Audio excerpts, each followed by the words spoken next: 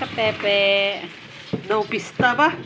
Binoboil muna, pinakuluan muna yung patatas bago gawing chips. Bago iprito. Ganyan dito, halos everyday fiesta.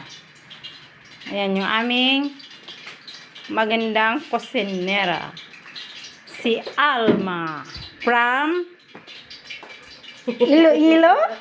Iloilo ka? Alma? Nag-alma lang ako sa kanya kasi alam mo na, para hindi kunwaring matanda.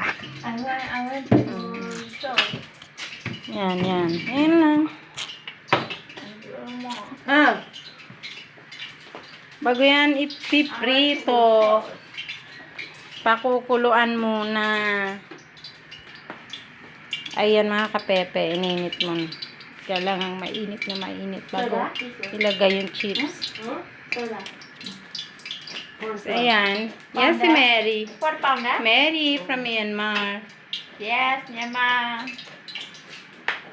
Para siyang Pilipina, no? Sim, ya? You look like Philippine. From Philippines. Tapos, mga kapepe, alam mo naman. Lalagyan ng harina yan bago isasalang sa mantika. Tapos yan, may asin. Budbura ng kaunting asin at gagawing clock. Ganyan. Parang nagpapaypay siya. Parang nagtahop sa Bisaya ba? Marang hagdaw.